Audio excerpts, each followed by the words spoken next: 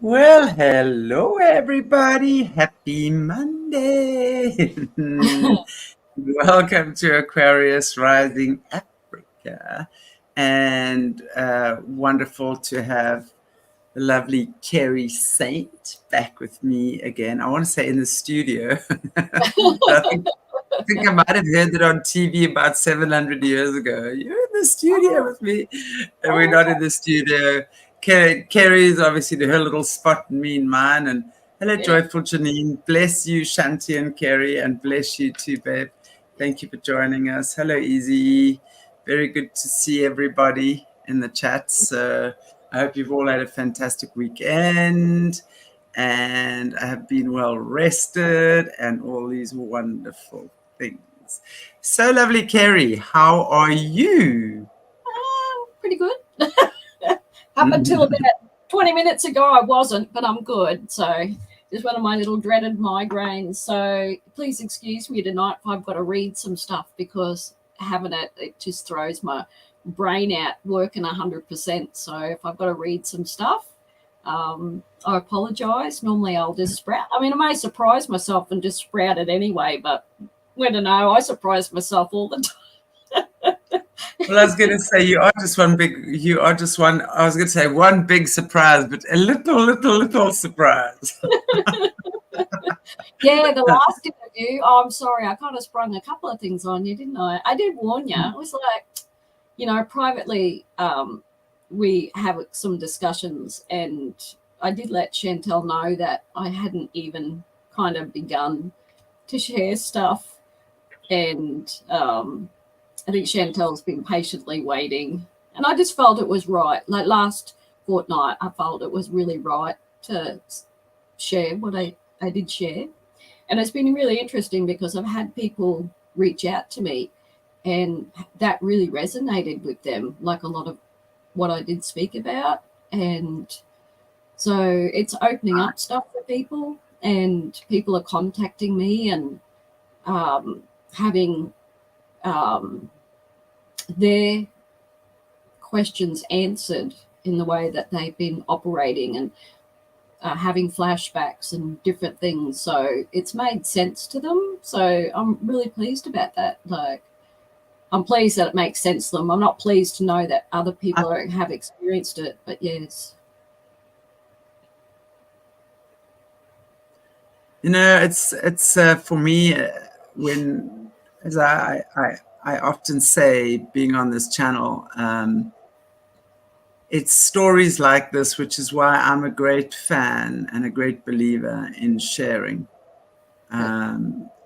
If you have these types of stories to share, not only for the individual who's sharing, because that kind of releases so much of the blockages, because think about it, that's the one thing, the truth is the one thing that these guys, our brothers and sisters in the dark, they don't want to come out. I mean, look at the extreme lengths they've all gone to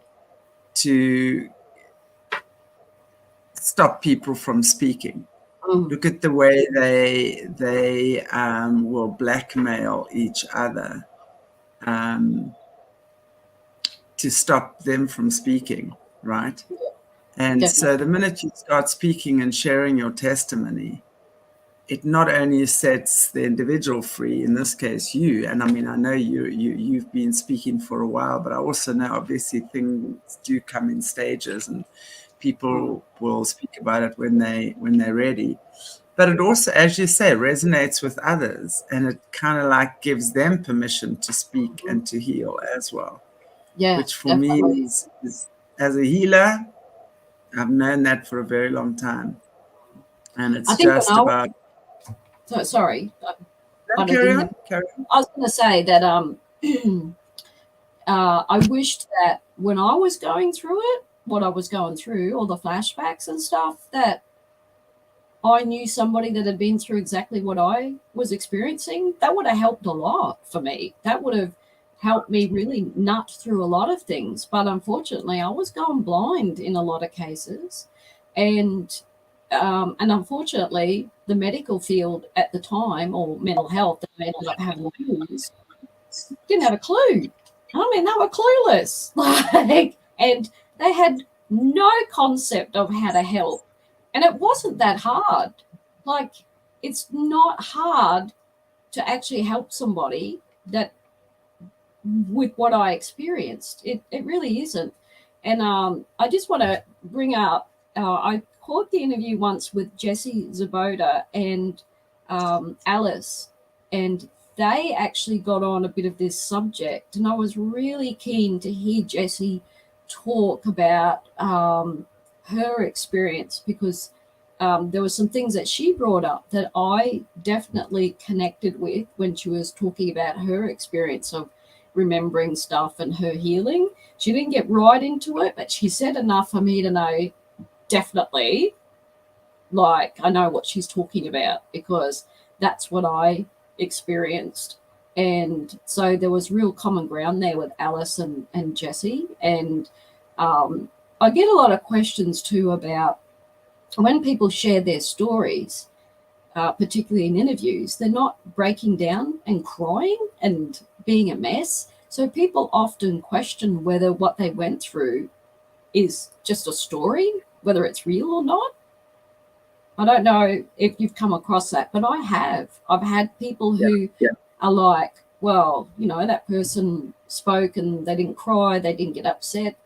Well, the truth of the reality is that was done privately. Like, a lot of work has been accomplished to actually get to that point. So when I first tried to tell somebody about what I was experiencing, the very first time I went blind. I literally went blind and couldn't speak.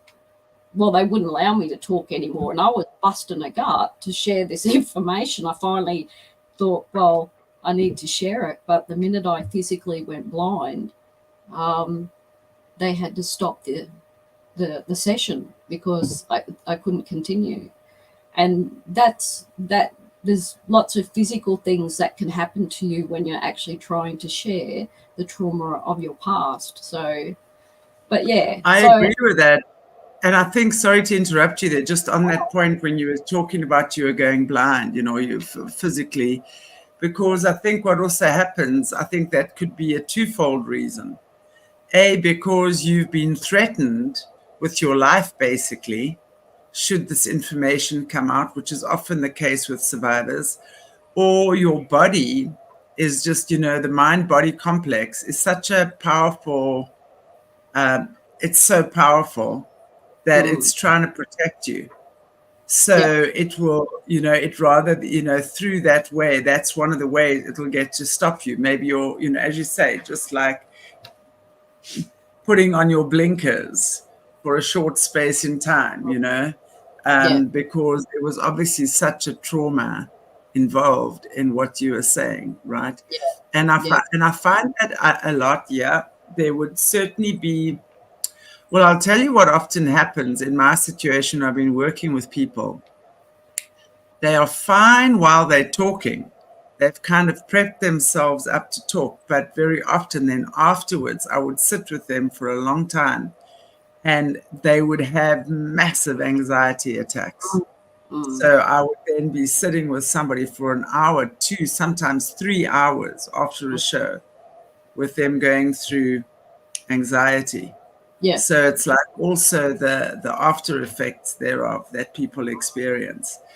But the more they do it, the easier it becomes. And yes, for a while, you know, and especially when you've been programmed, and especially when there's a lot of satanic ritual abuse involved and entities are attached to every single layer of information or trauma.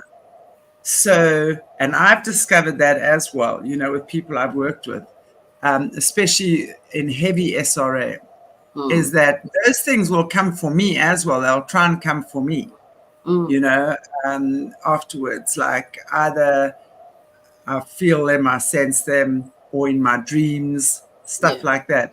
And if there's any glitch in my armor, boy, they'll go for me there. And I'll feel it in my emotions for sure. So it's also been a journey for me in many ways, right? to understand how this stuff plays itself out.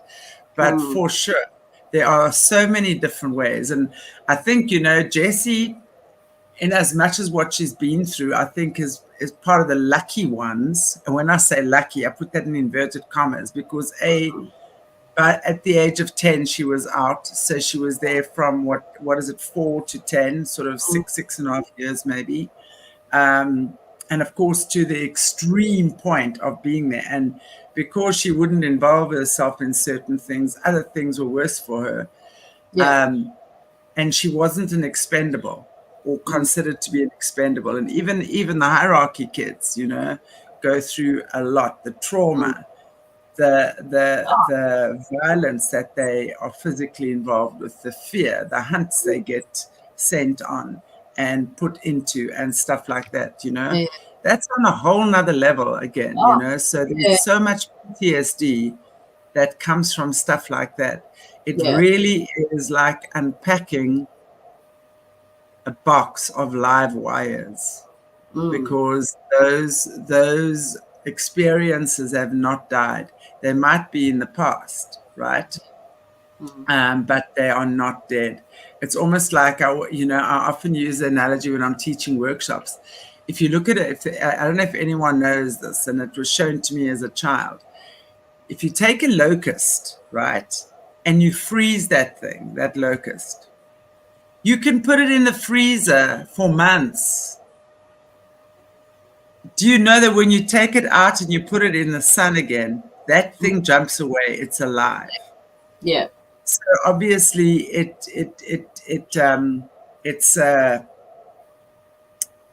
the nervous system or blood, whatever it is, enables it not to die in those extreme cold conditions. And it's almost like, that's what I equate these types of experiences to. You can put them in the freezer, and the minute they start thawing, you know, then it starts coming alive again. And that same emotion, that same experience, you can relive it. So you know, survivors of these situations have to go through that. Tammy, I know what you're saying, that Jessie was also trained to keep composure.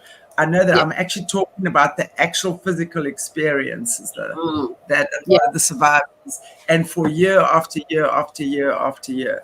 So there's so many things, you know, that we can look at and you know, that have affected people. And that's why the more we talk, the less energy these frozen over locusts have. Right? Because I mean, you know, like in bringing this up, it's made me kind of really look back as much as I can in my childhood, because I still have lots of gaps, and I don't believe that I was a victim of satanic ritual abuse, but I was the victim of very sadistic things that happened to me. And for sure. I think, you know, like I listen to other podcasts and stuff of people who have been horrific MK Ultra and satanic ritual abuse, and listen to their stories and what they've lived through and their healing. And to tell you the truth, mine isn't that far off exactly. And I think for me, in sharing my story, because so many people have suffered abuse, like it's almost, there are more people that have suffered abuse than haven't at some level, right? So, you know, by sharing my story, it's likely that a greater majority of people will identify with it, because there's so much abuse that happens in the world that's kind of like mine, where you're, you know, being called names and put down and you know, physically being hit and thrown around. Of course, there's elements of my story that, you know, aren't in that most common ground if you're living with an abusive parent. You know, working in the charcoal pits and stuff, and other things that I experienced. But a lot of what I experience is unfortunately a very common experience for a lot of people. And a lot of people, unfortunately, don't get the help they need. They're not understood, and they start relying on some sort of substance or whatever to try and help them cope with whatever's happening to them, you know, and they in and out of mental hospitals and put on heavy doses of medication, when something like what I experienced by having a really good friend to sit with me when I had my flashbacks, and we took our time with it, and we noted all the information, and I was prepared for the next one, and there were do's and don'ts in the whole thing. Like, I set up boundaries and guidelines for myself to keep myself safe. So that person was willing to step through that with me, and that was what guided me more to healing than going to, you know, like trying to front up to the hospital or whatnot. That was horrendous, but it was perseverance that paid off for me, in the fact that I was determined that I was not going to stay that way. I was not going to be reliant on medication. I was not going to fall into using drugs or alcohol. I just had this really dogged determination that somehow I was going to get on the other side of it. And I had to do things that were right for me. And what's right for me may not be right for other people, right? So exactly. Everybody has their way of finding their way through stuff. And I'm the sort of person that likes to confront things. I don't particularly like to run away from things. I like to kind of face it head on. But my problem is that I had parts of me, those child parts, that really hated that confrontation of it, and really hated, I suppose, being cornered to give up the secret. You know, that was the most horrendous. And it was really horrendous because parts of me had never spoken before, and the adult me didn't even know they existed. And at times it looked as if I was being choked trying to speak. And there were things that came with it, like threats. Like if that part spoke up, it knew that it was going to be exactly. killed or whatever, right? Or worse things were going to happen. And then I learned that there are also spiritual things attached to particular parts, right? As well. So, and they're only attached through a lie. So, well, not only a lie, right. but so if you've got a child part that has such a low self-worth or a low estimate of their self, or that they're going to be murdered or something by speaking anything, often you have to confront the spiritual component of it that's making that part unable to speak and tell its truth. So and that could be quite tricky, you know, and you need somebody who knows what they're doing when they're doing that, because you don't need to understand the difference between that child part and what is spiritual, because you're going to get two voices. You're going to get someone speaking, and you've got to figure out what's speaking. Is it demonic or is it a child part, right? And you've got to be able to work that out. And so yeah, I did experience some things like that, and it was a little bit. I'm sure. And I think when you talk about those child parts, absolutely. And I guess I would also understand that the mind is obviously designed to protect you.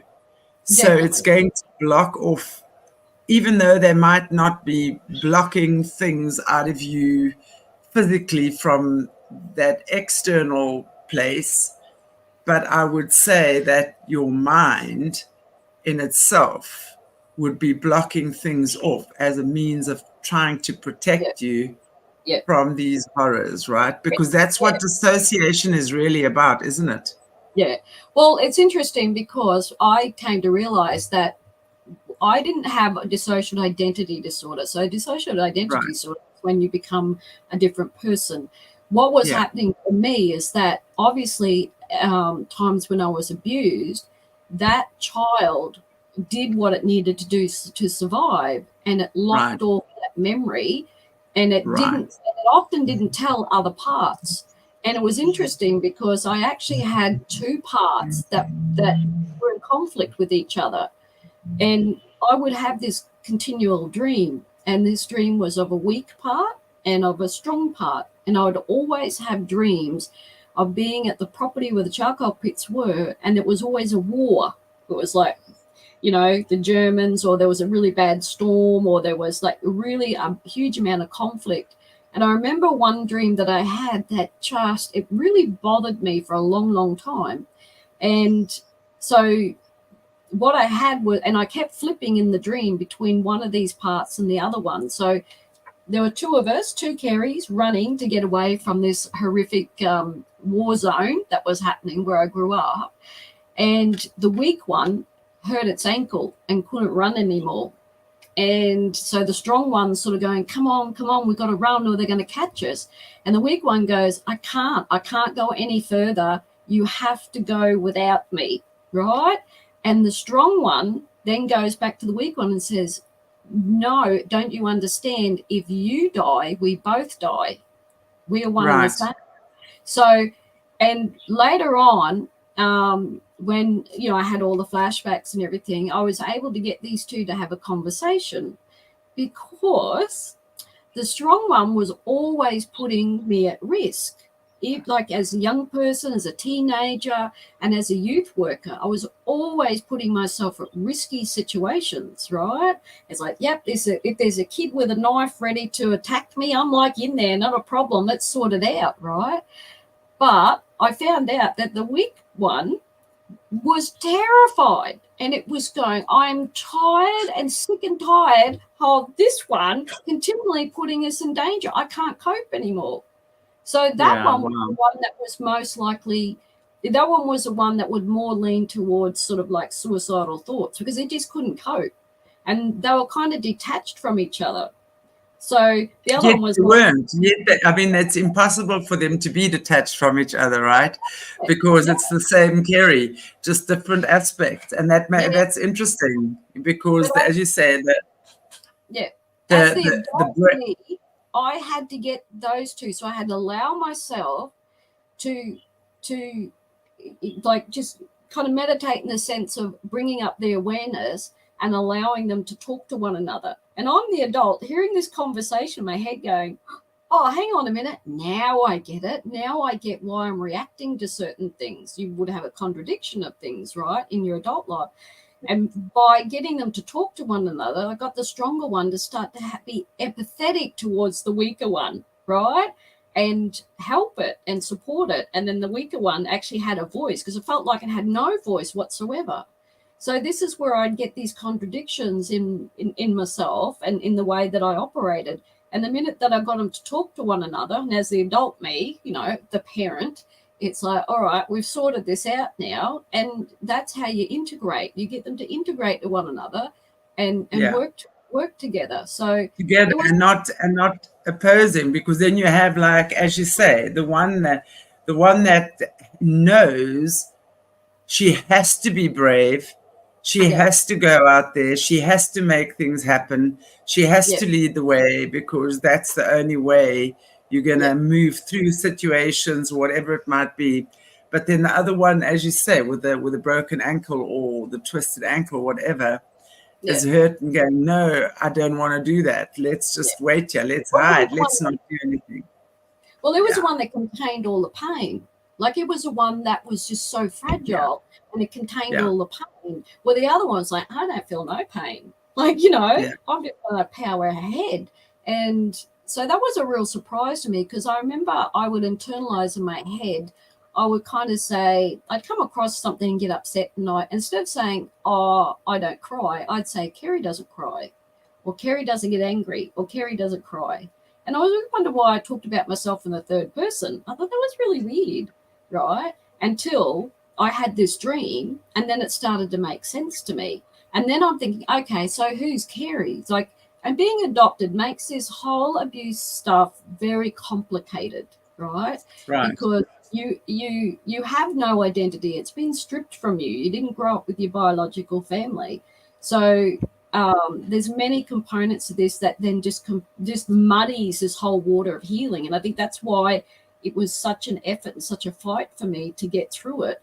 So basically, I worked out that Kerri was the perfect adopted child. So didn't get upset, didn't get angry, like, you know, did all the, like, you know, fitting in and doing what I had to do to survive. And then there was other parts that were just, nah, we're not perfect. We're, you know, we want to tell them to get effed and whatever. So it was really interesting working them through. I mean, look, there weren't a huge amount of them there. There was a handful of them. And it was interesting when I first started to have the flashbacks, because I began to realize I was only having flashbacks in the age that held the memory. Right? So, of course, yeah, makes sense. Yeah, and because most of the memories were locked away for about 40 years. So it was like they were happening to me for the first time. And that's the bit, like when you go to get help, or if you went to the hospital and you'd say you're a victim of childhood abuse, they think that you've been dealing with this since you're a kid. And I'm standing there at 40 going, no, I'm just experiencing it today. Like, you know, this is people, did the staff at the hospitals, etc., when you were actually going and you started speaking about this, did they understand that? Did they understand that you were only getting memory flashbacks now and that it was a very new thing for you? So I guess the question I'm asking is that, are staff at hospitals and stuff trained to deal with that? Because is this a new thing that has now, with more and more survivors coming up and speaking about it, it's something that we're realizing more lately as opposed to further down the road type thing. So yeah. Unfortunately, unless there are people out there that have come across different, my experience was pretty awful. There may have been people who've gone to other hospitals and staff have gotten it, but in the whole, what my experience was that they didn't. And what made mine difficult, I didn't just rock up the hospital and go, I'm talking to you, Chantelle, and I'm upset and crying, and I can explain to them.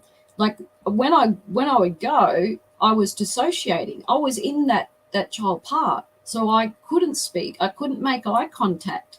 My fists were clenched. I needed to, you know, to be kept safe and be okay. So it was very hard. So that's when I worked with I'd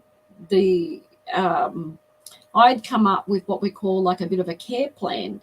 And I carried this piece of paper on me that actually explained if I fronted up to the hospital, it kind of said that I'd been the victim of childhood abuse and suffered a lot of trauma, and that this is the way to treat me. Like, you know, don't touch me. Like, you know, don't, you know, if I needed medication, this is what I needed. Like, you know, just put me in a quiet room, like just be sensitive, you know, like, so there were different things that I had in there that helped them.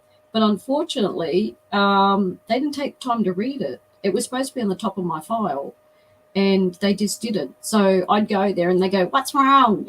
You know, what's your problem? You know, stop wasting my time. You know, tell me. And it's like, you can hear them, but you can't respond the way that you want. It's like paralyzed vocal cords. I so get that. Yeah, but my whole body would be affected. So my ability to walk even, and even to hold a cup, to put water in my mouth, and even to take their medication, it was pretty much impossible. So, yeah, that was the hard thing about it, was that this was, it was a thing that they didn't understand. And because if they didn't understand it, then they thought, well, just because they don't get it doesn't mean it's not real for you. And it was very, right. I couldn't articulate it. And so they just make up their own mind what's happening to you. And because it's so foreign to them, they think, oh, well, it's an act, or she's on drugs, or she's this or that. When in fact, I'm in a very vulnerable, it's a very normal response to the trauma. That's changed now. I mean, are more and more people trained in these facilities to actually deal with that? I'm hoping that your answer to that is yes. Well, I don't know. I haven't been there for a long time. However, I did get involved in what we call the Disability Royal Commission that happened here in Australia just around COVID, and I documented all of what happened to me, because I really felt that there needed to be a change in the hospital systems, especially in emergency wards. A lot of emergency wards don't have properly trained trauma nurses or a specialist team that when you would front up. So you would get your normal nurses and doctors that deal with broken bones and stuff. They don't know how to deal with, broken, traumatized people. And the sad thing is that they get so many of them come through the door, but it's masked as something else. It's masked as drug abuse or wrapping yourself around a tree or whatever. So that they're very good at treating the physical symptoms, but they don't know how to. And it should not be the source of it. They won't they don't do the root of it. Yeah, absolutely. No. And it should be normalized. It should be taught, because once somebody gets it, and once you know that somebody's in the room that really gets it, it makes a huge difference to your ability to calm and respond. And trust is the biggest thing. If you can't trust anybody that's walked in the room to go, what's wrong, immediately I would shut down even more. Like if it's just their tone of voice or just their presence, the way they stood near me, those parts that were so attuned to what abuse is, right, that knew, like, could smell what was coming, would immediately put the brakes on. So, and that's what happens. So those child parts that are like, oh, gets the pricklies, and it's like, nah, not safe, can't say a word. It's like I'm watching, Tammy's put a comment in here. I see trauma coming out in elderly people I look after. It comes out in violent outbursts. And that's what I'm saying. Is like, so often we've heard of these things. I've seen it myself, but because I've been a healer, obviously for these situations for many years, it's made sense to me a long time ago that something is a lot happening deeper under the surfaces. God knows that I had no idea how deep the stonking abuse actually went, until I got onto this platform. I mean, for me, it was like a lot of family abuse, sort of stuff. There would be a lot of violence in the families, abuse, and disgusting abuse within family and adoptive.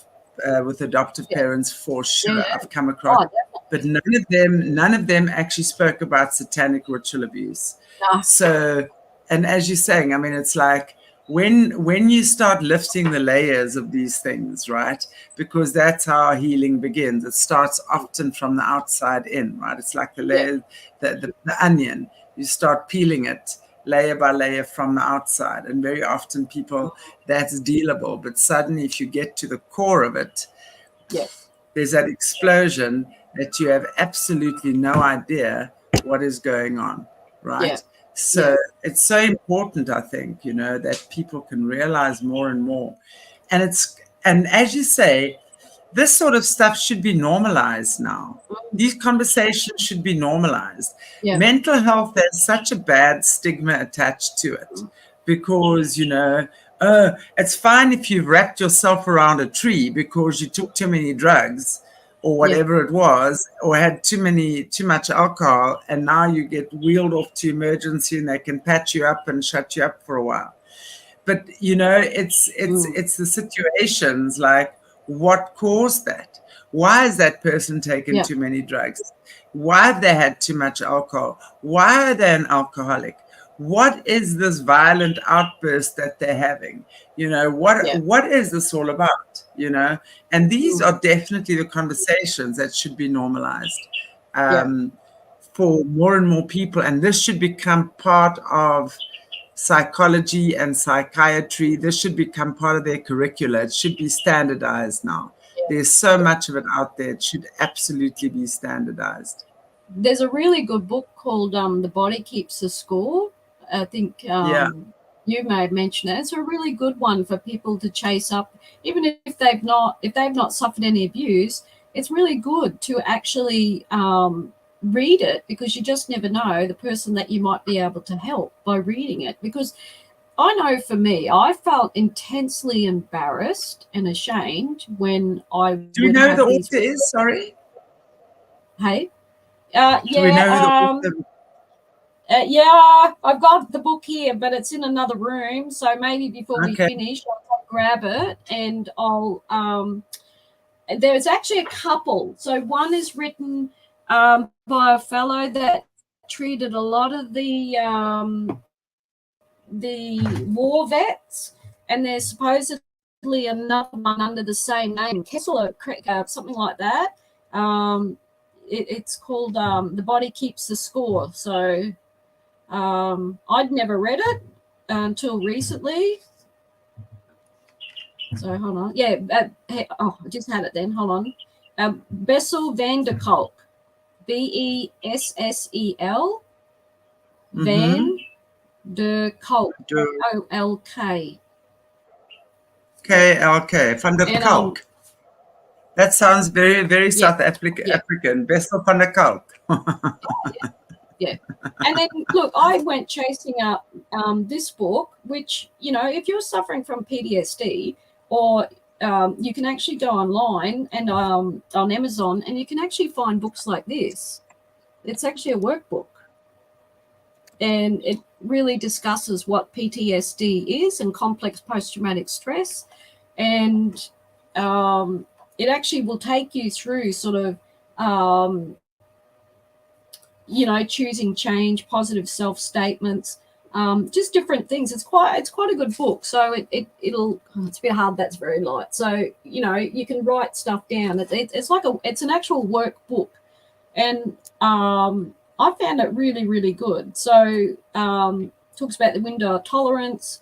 It talks about what actually PTSD is and complex post-traumatic stress is, because there's a difference.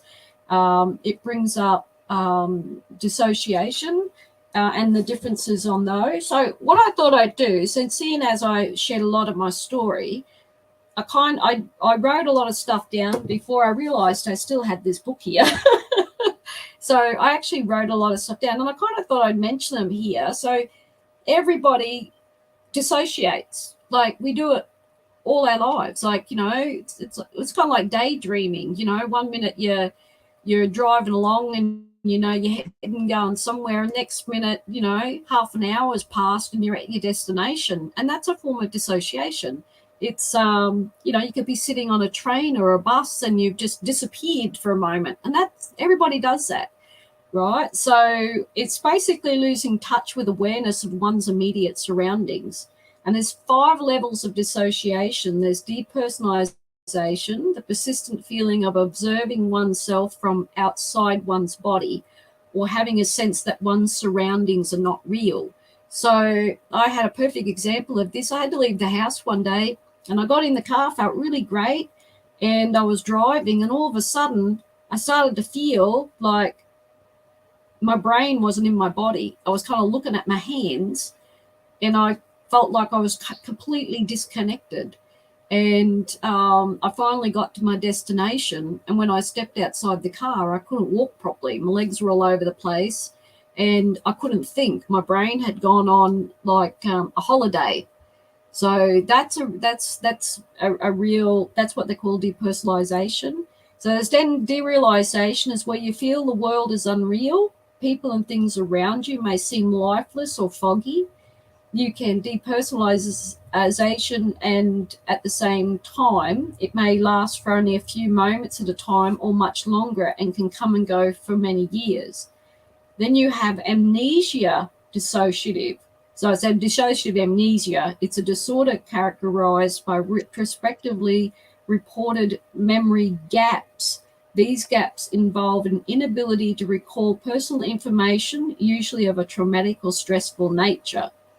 Then you have identity confusion, disconnection, and lack of continuity between thoughts and memories and surroundings, actions, and identity.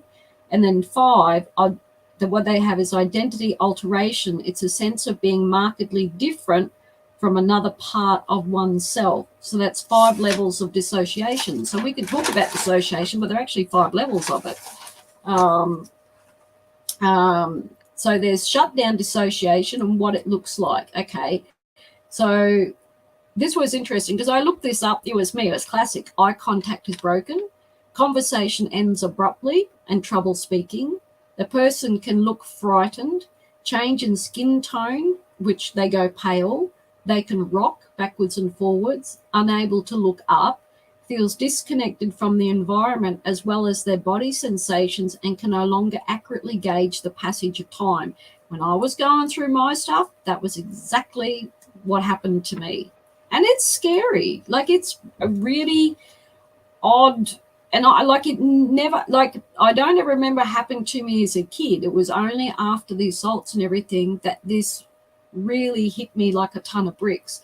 I'd imagine it did, like, in the sense, but because I was so disconnected and in such survival mode that I probably wasn't aware of I was doing things. But it wasn't until the assaults that they become very pronounced and disrupted my life in a huge way, right? So what is the main cause of dissociation? Most mental health professionals believe that the underlying cause of dissociative disorders is chronic trauma in childhood. Examples are repeated physical or sexual abuse, emotional abuse, or neglect. There's physical dissociation. How many doctors have said it's in your head? Physical dissociation is the body experiencing some form of physical sensation attributed to past trauma. The body is creating or demonstrating physical symptoms or pain associated to that past trauma, no matter how long ago in the past. So there's physical dissociation. So your body is actually demonstrating pain or some sort of movement to a past traumatic event. I would hold my breath. I would hold my breath for long periods. And breathing. And I would actually relive a lot of my traumas. So it was really weird. So I'm going to share something that may upset some people. So I just want to warn you. So trigger warning. Okay, so all right. So one of the worst things my adoptive father would do we would just be watching TV in the lounge room, just doing what normal kids do. And he would come in and he might sit down for a little while, or he'd just sort of pounce on you while you were watching TV. And he would put his whole body weight on top of you. He would grab your shoulder, he would grab your arms and push them right up your back. So while he's got his weight on you, one of your arms would be bent right up your back till it almost broke it. And then he would lick your whole face, and he would have like a 3-4 day growth, and then push it all into my face. And then he that would is also just disgusting. Oh my God. Well, this is what I had to live through. So then he would also lift my shirt. He would do the same thing. He would contort my body into any direction as I'm physically trying to fight him off, and he would almost break your body. He knew how to kind of push it to the point that he didn't. So I remember my arms above my head and a belt on my hands above my head. How old were you when this was going on? Well, it probably started from day one. It stopped when I think I was about 15, 16. So that's 16 years of probably weekly. Look, I can't tell you exactly how often it happened, but I would pretty much weekly. And that's so it would happen to my younger brother, and I would jump on my adoptive father's back to try and pull him off my brother, and vice versa. And I remember sort of, and these are flashbacks. I didn't remember this like from when I was little. I started having licking. flashbacks. I'm still trying to wrap my head around the licking. I mean, I can understand that he would want to inflict pain because that's what a sadist does. They want to inflict pain. Yeah. The licking. I mean, what is he? Some type of an animal. Oh my God. So you can imagine we've been working in the charcoal pits all day. So he's covered in soot and ash and sweat while he's doing this. And or if he came home from work, he would have smelt of alcohol and sweat. So doing that to somebody, I got to tell you, it really affects you in relationships with your partner, your husband. And it was funny because I couldn't fathom why there were things that I felt uncomfortable with. And it wasn't until I had the flashbacks that it all made sense to me. So I'd react to things. There's no memory in my brain. And then it wasn't until I had the flashbacks that it made sense. So I would have physical reactions to things and things that should have been very normal in a husband and wife relationship that I would just not cope well with. And I had no idea why. And I think if I ever... I'm not surprised. That's a complete knee-jerk reaction to this. Oh, God, despicable. Yeah, and I think that was the one that I felt the most angry about because I felt that my adoptive father had stolen from me my ability to feel really free in my, when you're in a marriage, like to feel really safe and free to engage physically. And you're getting these really weird symptoms and not coping in anxiety when you're having an intimate moment and your brain's not connecting. And then you've got a partner getting upset with you or not understanding or trying to, and that was what I went through. And there's absolutely no explanation you can offer either because you yourself have no idea what it is that is going on. But you're just reacting to something that you perceive to be so gross. Yeah. But you can't actually make the connection. No. I would take my car to a mechanic, you take your car to get serviced and they'd give me my car back and I couldn't get in my car because they'd had grease or whatever, a bit of petrol and everything. And that's how my adoptive father smelt from working on his truck and coming in. So I'd go to get in my vehicle and I'd sort of be trying to cope with the smell and not knowing why I was reacting so badly. You're trying your best not to throw up. Yeah. So basically when I started having and I would have those memories as if they were happening for the first time. So automatically I felt like my adoptive father was in the room doing it to me again.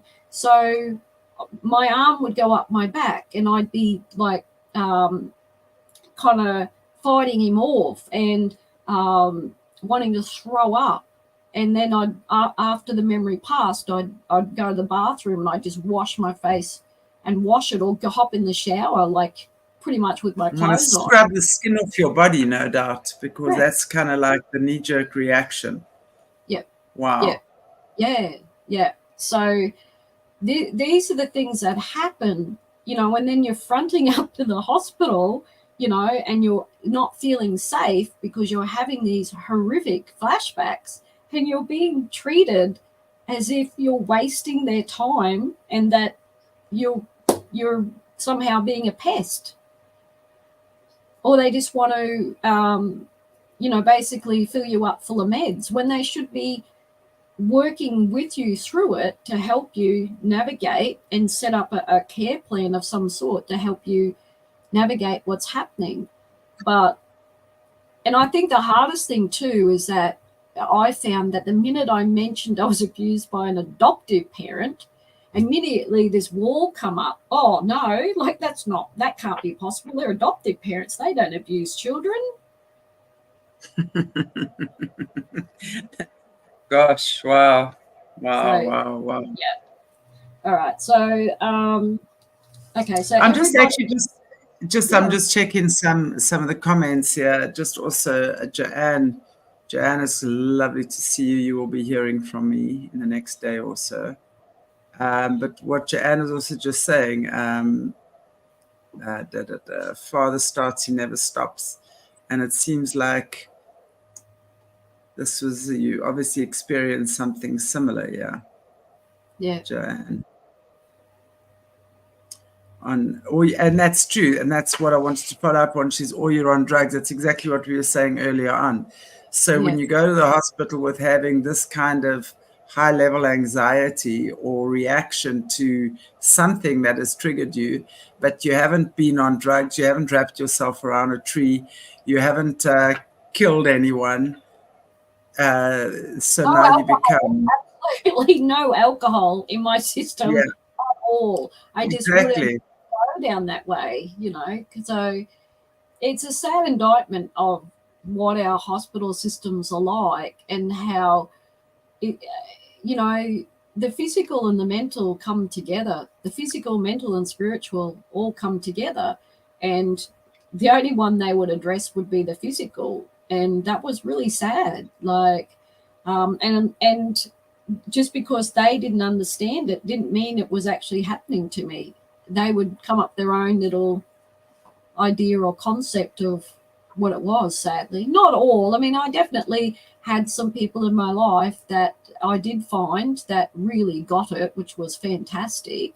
And one of the best ones I found was, you know, that they just normalized it for me. It's like, that's perfectly normal, Kerri. And I just went, oh, like, and then there was, wow, how amazing were you to find a way to survive through this and come out as good as you have, and how have you functioned so well for so long? Like, you know, they were quite amazed that, you know, I wasn't a drug addict, I wasn't alcoholic, I wasn't in and out of prison. Like, there was praise for, you know, achieving what I did. I have 3 beautiful kids, you know, like I was working and doing something really meaningful with my life, you know. So, you know, when you have someone come alongside you, and because, you know, I was feeling like the worst person under the sun, and that you finally find somebody that just puts it in its reality that, oh my goodness, like, how have you managed? Like, this is amazing. So I needed to hear something like that. If I didn't hear something like that once on a blue moon, I would have topped myself, because everything that was told to me as a kid and the way I was treated, you take all that in, and you're constantly fighting that as an adult, that, you know, to not take all that on board. And every time you kind of fall down and think that you failed at something, everything negative that was said about you as a kid just hits you like a wave, and you're constantly fighting at it to not let it drown you, you know. So so everybody creates a physical response to life events, either good or bad ones. If we remember or reflect on a loss, someone died, our body may physically begin to react to it. So if we sat here, and any one of us, if we remembered a friend or a relative, whatever, that died, we're going to start to have some sort of physical reaction to that. We're not just going to remember it. We might remember the grief that we actually felt at the time of hearing that they'd passed, right? So we show and express grief through tears, pain in the chest, tightness in the body, and even body weakness. The same applies when we reflect and remember our good memories. Familiar sounds, smells, tastes can form. You may smile, laugh, or blush, and move involuntarily. So, you know, if I look back and think about, oh, you know, this guy was really interested in me for the first time I had, you know, you might look back and you might remember exactly where you were. You could have been at a disco, you know, you remember the sounds and everything. So your body will begin to respond to those memories. So it's not out of the realm for the same thing to occur when you have memories associated with trauma. You're going to have that physical response. I mean, people say, when I think of my childhood and when I'm out somewhere and I have a smell, and it could be bolognese, or it could be, you know, some sort of pie, an apple pie, or a particular song, they're transported back to the time of their childhood. You know what I mean? Like, if you have a favorite song or something and you hear it, you're going to respond to it physically and mentally. And the same thing applies to trauma. And unfortunately, I don't know, it's like people forget that. They forget that you're going to have that response. So what I've got is, however, physical dissociation, you will experience things such as unexplained pain, unable to feel, tremors, numbness, paralysis. You may not be hungry. You will experience blindness. You will experience pseudo seizures, complete physical lapse or physical function. So those are some of the things that happened to me. Like, I've had blindness. I've never experienced loss of hearing, but I definitely had like paralysis and unexplained pain and tremors. So that was some of the things I experienced. So when people are having flashbacks and they sit there and say they're trying to tell their story, and all of a sudden they can't see anything, that's a normal response. Something has happened that has caused that part of you to shut down. There has been some discussion on why I went blind, or at times when I've just wanted to sleep, like I've been triggered and my reaction is just to shut down and sleep. There has been talk about it's quite possible that I was actually drugged at stages. Not that makes a lot of sense. It's a lot that would make a lot of sense. Yeah, actually. Yeah. The idea that the person suffering dissociation is doing things intentionally, like attention seeking, but it is what is happening to them is not because of the person, but due to the cause of the trauma of the past resurfacing in the present. Dissociation should be treated seriously, especially if it impairs a person's ability to function a normal, healthy life. Treatment or help should aim to reduce and improve the person's awareness and responses. So that was something that I learned to master, I suppose, was trying to attune myself to when I felt like I was going to start dissociating, and finding things that helped pull me out of it. So rather than kind of fall into it and then be out for hours or even days, I began to do things like I could feel myself starting to float as if I'd taken some Valium. That's how I'd start to feel. And so I would then look at an object in a room and I would verbalize and start saying what the shape is, what the color is. I would change the subject. If I was talking to somebody, I would go and normalize, try and make a cup of coffee. If I felt that my TV or radio was on that was triggering me, I would turn it off and I would completely change what I was doing. So I'd go outside for a walk, I would play with the dog, I would do something to move myself out of that pattern of shutting down when I was triggered. And it took effort, but eventually worked. I wanted to ask you, were you consciously actually, because I would call that breaking space, right? Were you consciously breaking that space? So if you were aware, for example, you were being triggered by something or someone or a memory or something, would you then consciously go out and, let's say, play with a dog? Yeah. And I want to just say with Joanne Breezier as well, what an amazing lady, also from Australia. And she works with the joeys, the kangaroos, as healers. Yes. Yeah. We're going to be doing some stuff with her in the future. And Kerri, I want to chat to you. For a visit. Exactly. So, I mean, it's just so incredible.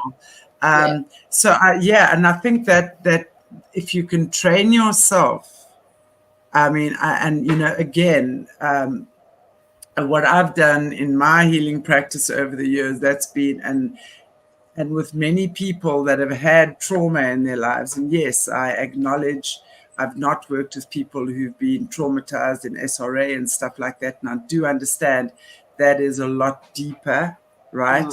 And especially with the type of stuff you've been through as well. But breaking space and on a conscious level, when you get to understand, you know, the run up to your triggers, there'll be little signs that come along the way. You start recognizing the signs, right? And then you start training yourself to, let's call it, deactivate them, or I'd say break space. And then you would sort of do the opposite thereof, or try and do something that nullifies that or dissolves that, or whatever the case might be. And I think the thing is with me is that I'd obviously as a child learnt to shut off and feel, right? Because I had to do that to survive. So the minute that I was triggered, I'd start getting all these emotions would come up, and I'd want to just shove them down because it was foreign to me. I don't know. So so when it first started happening, the dissociative episodes or the flashbacks would happen really quickly. I didn't have a chance to kind of get a grasp on it, but I was determined to work through whatever those memories were. And as I got more information and more understanding and more, because I spiritually looked at it as looking at knowing that through God's wisdom and guidance was to forgive and not hang on to the anger and letting go, because that removes legal right for demonic influences as well. And it's about, and that creates healing, right? So as I then started to allow myself to kind of like be aware of the physical sensations I would get, I would then give myself permission to go, it's okay, but I don't want to stay in that, but I want to move gently away from it. Don't shut it down in the sense where I don't want to recognize it. I still want to recognize and I note it, but I don't want to go into a dissociative state. It's about breaking that pattern, because the brain, when something really bad happens to you, and it's continual like with me,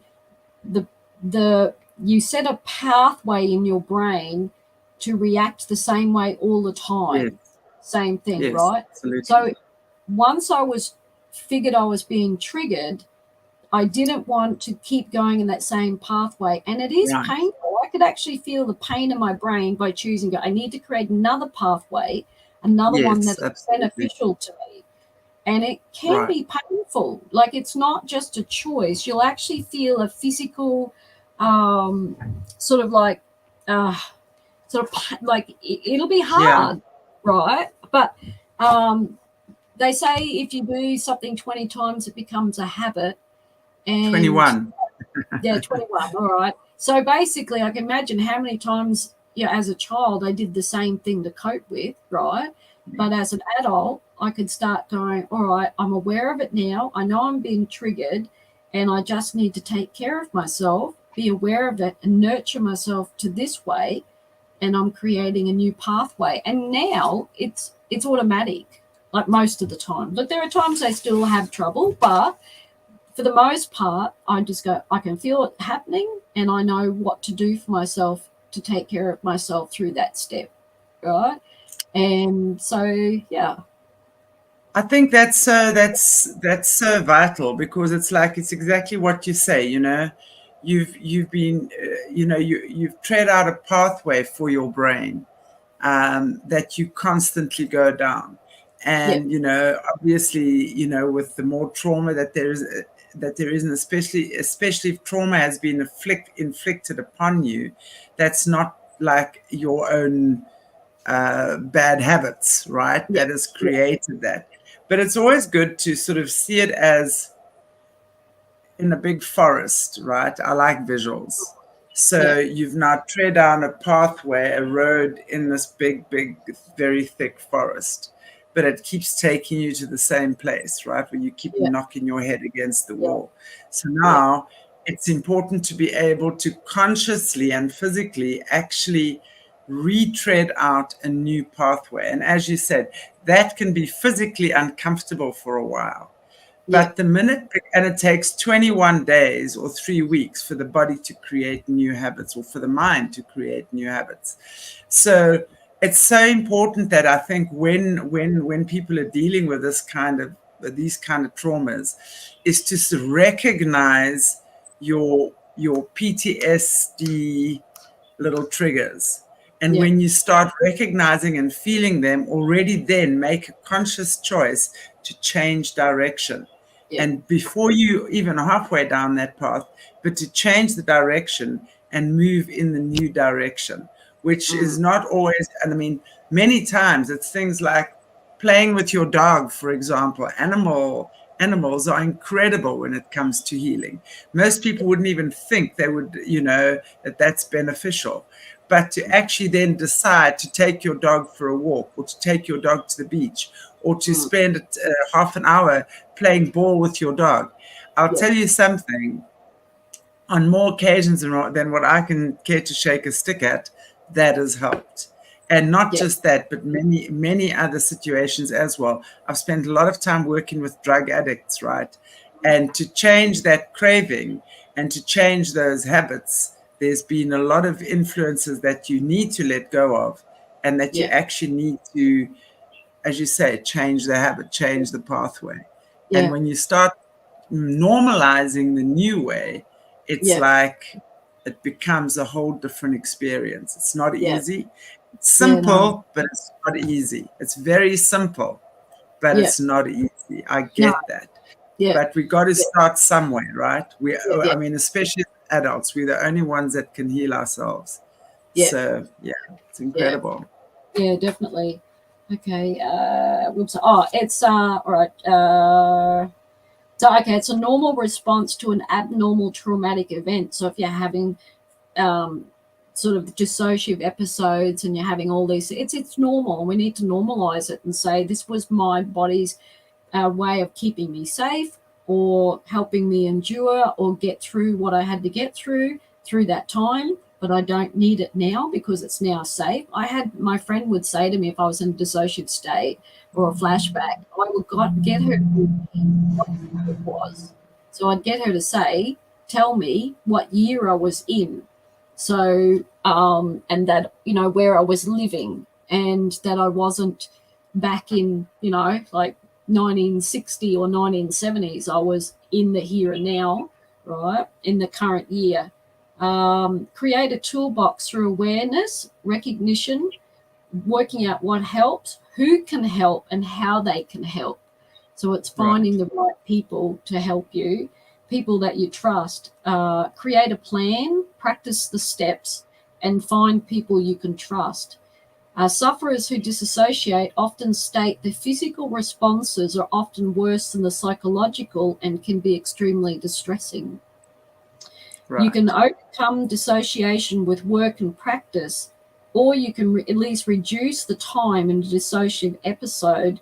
And I've got, be kind to yourself, reduce your expectations, and find a safe place. So find out, create a safe place in your home or in your garden or something that's just for you when you're having those moments. So it's about, like, I know I have these things, bringing things into your environment that connect you to a safe world. So it could be a part of your garden or a part of your house, or so, where's a safe place for you to go that will keep you connected, and you might disappear for an hour or two from your family to get that connectedness. You might have scripture written on the wall. You might have some music that you might want to play at the time, and that's a safe space to go to help pull yourself out of things. Learn to listen and nurture the inner child who had no voice, and ask them what you can do for them to help them feel better. So that was a little thing I learned. I learned to kind of listen. I'm hearing things in my head like, I'm sick of this, and then I would sort of just sit in that moment and go, okay, what are you sick of? What am I doing that's ticking you off? And so there were just little things that I just sort of do for myself that would help. And I would always incorporate some prayer in there as well. Just say, Lord, look, I don't understand what's happening right now. Please just be with me in this moment and help me work it out. There's a little bit of scripture. There was one I really trusted on, and it's in Corinthians, 2 Corinthians, and it reads, grace be to you and peace from God our Father and from the Lord Jesus Christ. Blessed be God, even the Father of our Lord Jesus Christ, the Father of mercies and the God of all comfort, who comforteth us in all our tribulation, that we may be able to comfort them which are in any trouble by the comfort wherewith we ourselves are comforted of God. So it's a cycle. So what it is that, you know, like I've been through what I've been through, and I had comfort from my friends and a couple of people I trusted, and I allowed God in that process. And now that I've learned that, I supply the same comfort to those, the things I've learned, and then I use that to comfort other people, because that's what it's saying. Comfort one another as God has comforted you. So it's not, you know, if you've been through an experience like this, you either just get on with your life or you use it for the benefit of helping other people. You've learnt some tools and you've got insight to help other people who are really struggling. And there's a lot of people out there struggling, a lot. You'd be surprised if you get game enough to share a little bit of your story, what it opens up.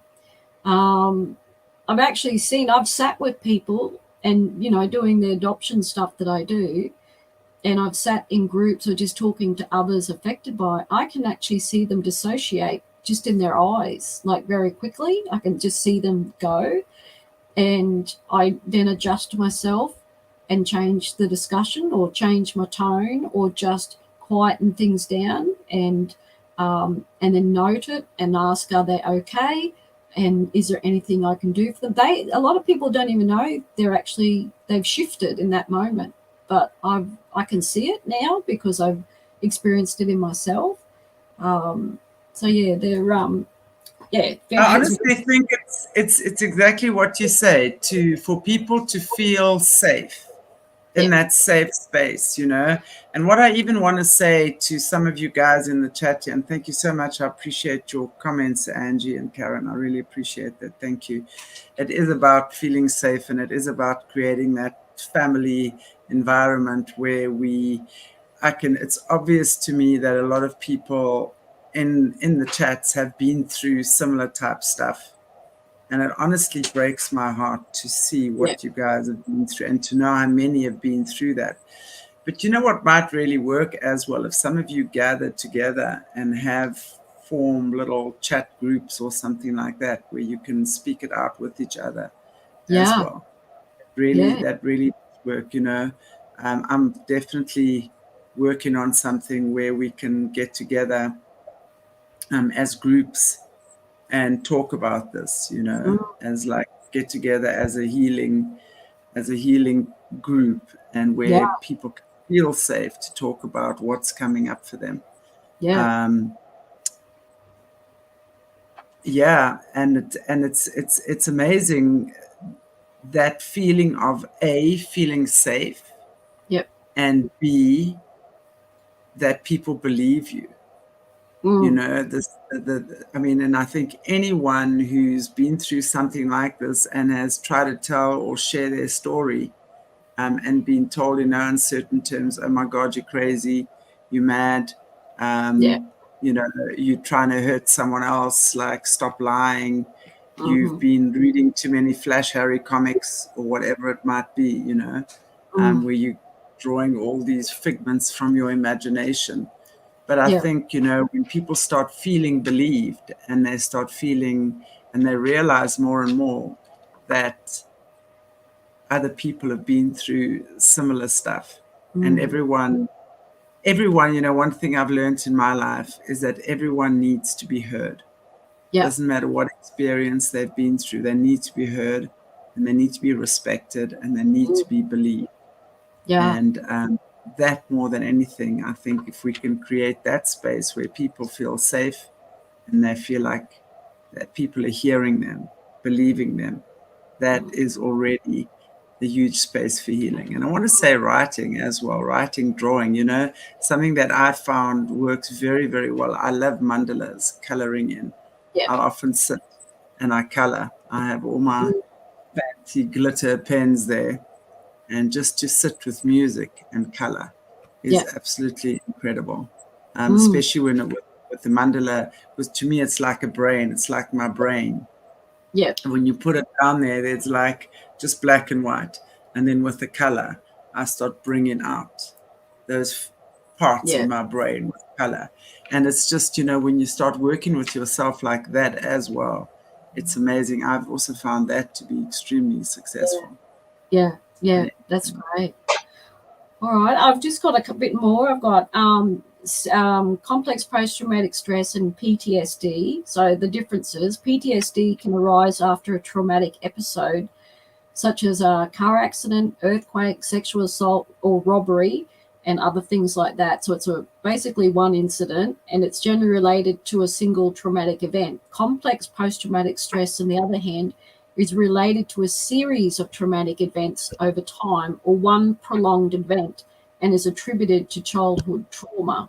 So the symptoms are, for both of these, can be flashbacks, nightmares, memory lapses, distorted sense of self, inability to control emotions, hyperarousal and hypervigilant, unexplained stomach pain, headaches and dizziness, sleep disturbances, either falling or trying to fall asleep or actually trying to stay asleep, challenged interpersonal relationships, feelings of worthlessness, shame and guilt, self-harm, addiction, difficulty expressing emotions, lack of self-care, and erratic and self-driven. So if you're kind of just working yourself to death and just drive yourself, I mean, I can identify with so much in that it wasn't funny. So, but the hyper-vigilant, hyper-arousal, like after the assaults at work, and everything was fine until the lights went out and everybody went to bed. And then I'd be on tenterhooks, like, you know, shutting the curtains, and the house was just too quiet, and I'd be really on tenterhooks. And I had a clock in the house, and all of a sudden it sounded like a bomb going off, you know, like it was really loud.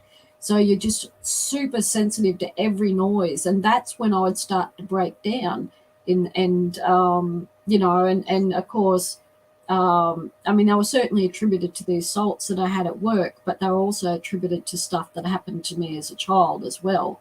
So that was a really hard one to break, that nighttime routine, like in the sense of keeping myself stable. And there was something really important I was going to mention about that. Oh, no, now it's gone in my brain. So when the suicidal ideation will come up, right, there was something I really learnt that really helped me, and that was saying, I choose life, and saying it aloud. All right? Yeah. So even though in your brain you're getting this lot of inner voices and a lot of pull down, you say, I choose life, and you keep saying it, you know, keep saying it to yourself. And it's the same, breaking the pattern. So, you know, the forest I would go into, I like when you think about crossroads, and I would always go right, and I would go into you know, when you get a forest where it's so dark and eerie, and then nighttime comes and you can't find your way back out, right? That would be me, in the sense of how bad it got for me, right? And I'd end up asleep in a huddle in the corner and wait till the sun came up the next morning so I could see a little bit of light to get out.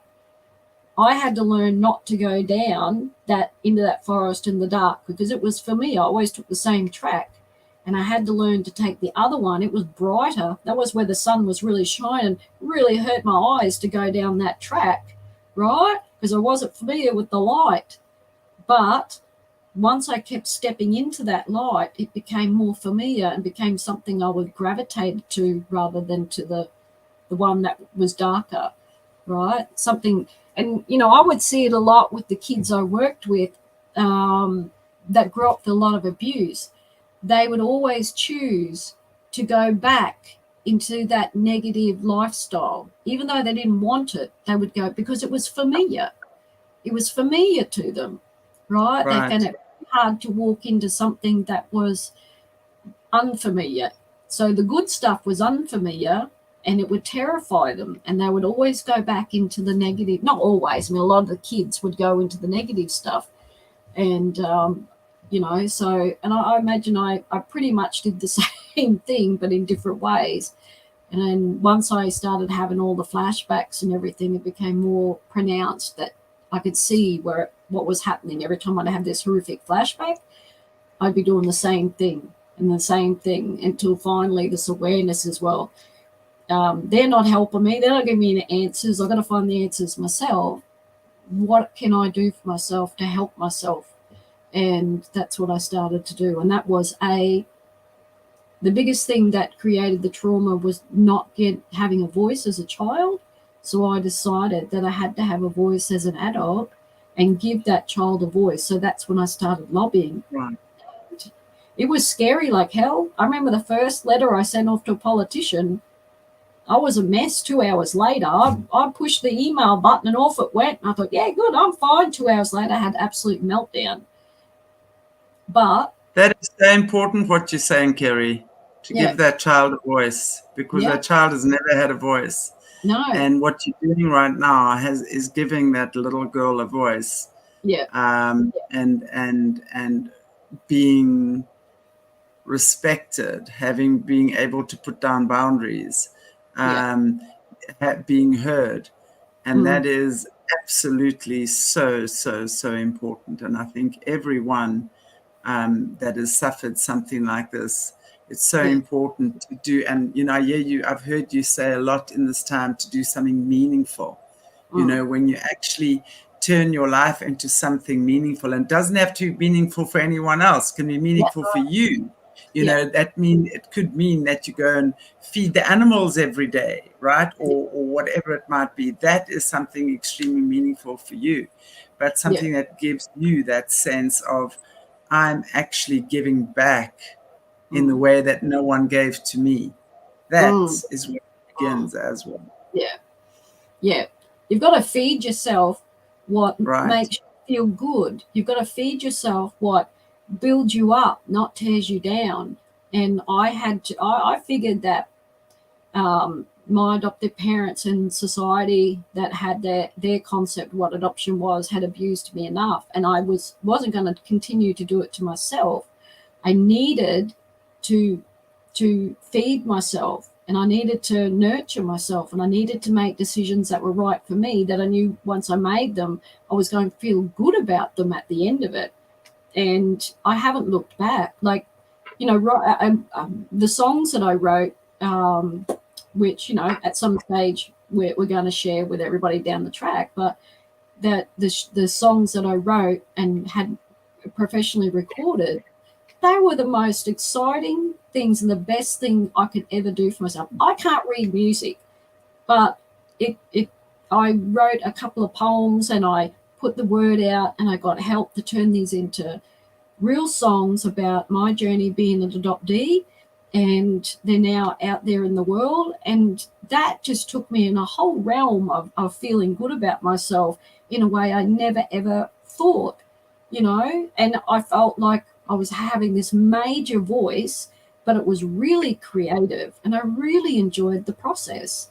And, I'm really proud of that work, you know. So, I think, you know, what I was saying earlier on is I'm definitely this year working on a way that we can get together and just deal with overcomers and survivors. And you know what you're saying now about you creating music.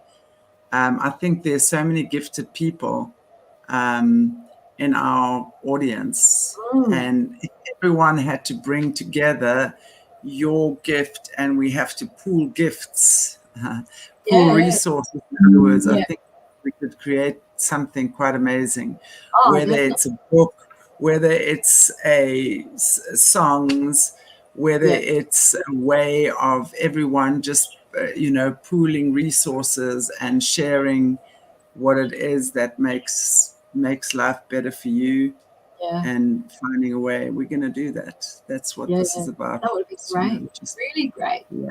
Well, I know I see time drifting on, and there's somebody that wants to meet you. Who? Me? Yeah. There's someone that wants to meet you. And did I see Caleb in here? Yeah, Caleb's in here. Yeah, All right, now, just wait a sec. Stop it. Stop it. Stop it. I know what's coming. Do you? A big fat squeak. No, but it probably would do a squeak. But it's been wanting to talk to you because it hasn't had a voice for a long time. And you speak to animals, right? Like you're communicating with animals. All right, so hold on a sec. All right, hold on. All right, he's being a bit difficult at the moment. You ready? You ready? I am indeed. I told Chantelle she's had a tough couple of days, and I've been wanting to spring this on her, and this little guy has really been wanting to meet her, and I just haven't known when the right time is to do it. You ready?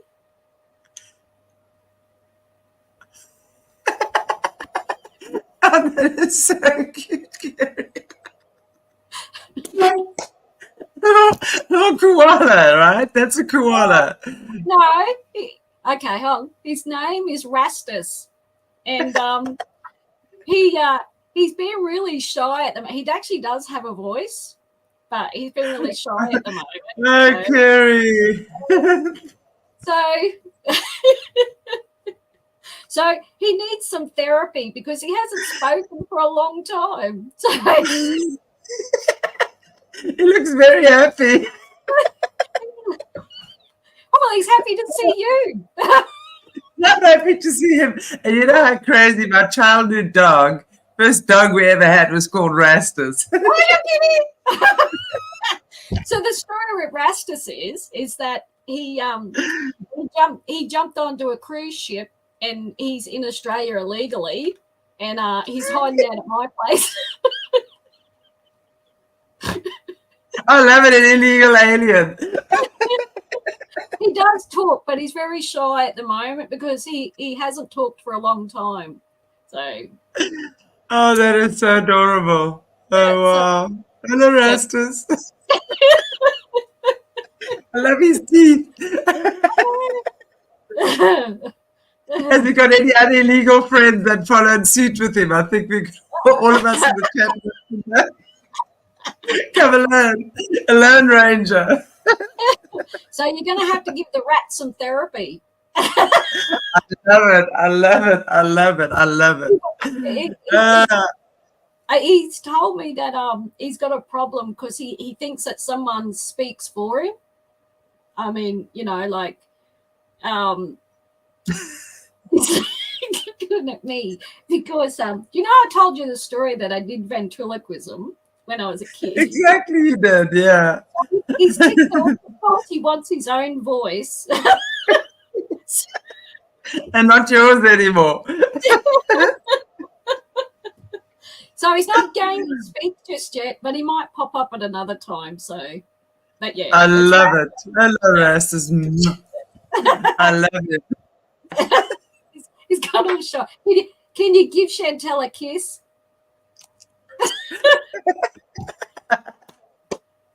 I love it. That's so cute. All right. You're welcome. Kerri. Right. So when he finds his voice, he'll come and say something, but he's kind of a bit shy at the moment. So.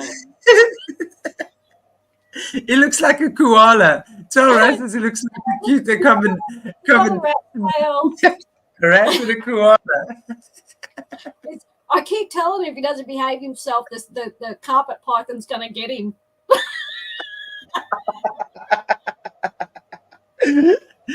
Poor baby. Poor baby. Oh, that is so cute. He's told me that he wants you to pay for a ticket to go to South Africa. He's still living here. Tell him he can come. Tell him I'll pay for a ticket for him to come. He can fly business class. Yeah, there's a way I amuse myself, everybody. I talk to a rat, like, you know. Yeah. So, yeah. Anyway, so he's cute. That is so adorable. So, Rastus, you can say goodbye now. So. Bye, Rastus. I love that. That is so cute, Kerri. You're welcome. Wow. Yeah.